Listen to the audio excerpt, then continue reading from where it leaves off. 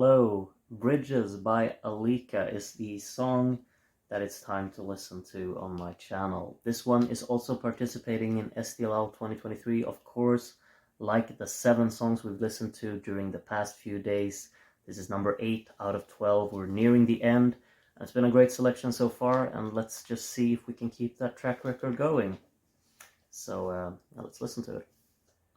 I piqued my interest, that's for sure, because it was so like laid back instrumental wise. Like there wasn't really too much going on in the instrumental. Like the instruments that were there was a lot of going on with that, but there wasn't really a lot of instrumentation to it. Like we basically only had a few instruments really being the core part of the song. The strings did their part, the cellos and the violins or whatnot, the brighter strings basically. I don't know exactly what instruments they're using, but whatever.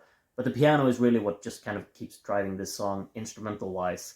The piano arrangement is insane. It's all over the place. It's really just, you can tell that an actually like really experienced pianist actually put together a playful piece here to kind of back this song up. It sounds great, and the piano is really what kicks up the energy in the song. It's what kind of transitions between sections throughout the song. Just detailing within the piano arrangement is really what keeps it going. Along with, of course, the elephant in the room, I guess, which is the vocal performance, which is all over the place. It's such a characteristic vocal performance that all of the storytelling is basically just coming from the vocal. The instrumental is there to back it up and really just kind of deliver the emotions, but you could just have the vocal performance on its own and you'd understand the kind of the message and the purpose and the storytelling of the song, because it's so like spanning between the different registers. It's going really hard at times, and then it's very restrained at other times. It kind of just creates, like, paints the story on its own, which is just really intense, I think, mainly, but also quite impressive because it demands a very strong vocal performance to actually deliver it like this, and I think that's what we have here. I'm not like overly into like melodic side of things within the song here or arrangement wise. I'm of course just really into the piano arrangement, but it's not like a song that I would probably go around and humming on or like have a melody that's stuck in my head.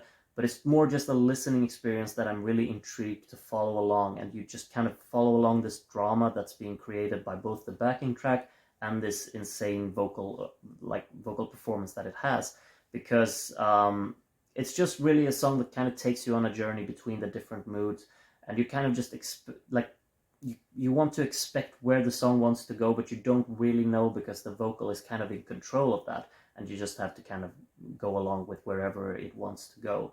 And I think the drama there at the end just kind of sums it up quite nicely. It's a very dramatic piece, and I think that works well as well with the kind of restrained instrumentation. Just letting the depth be in very few instruments makes it feel a bit, I guess, melodramatic in that sense. You don't need to overproduce it. You don't need to over-arrange it. It's simple in instrumentation, but complex in arrangement, I'd say. And then the vocal is just its own thing, you know, and it's a very impressive vocal performance. I think that's really what sells it, because if you don't have a strong vocalist for a song like this, it's gonna fall completely flat. But I don't think that's an issue here. And I like as well how there's like this, it's a very characteristic vocal performance. It really has its own identity throughout the song, and there's a lot of attitude at parts where it builds up energy, and then there's a lot of depth at other parts. You have a section where the vocal goes really deep and like brewing in the lower register, and then you have other parts where it's just shouting, and well, shouting in a good manner, I guess. It's shouting out just emotional impact and an emotional delivery. Just really takes me on a ride, and I'm all for it.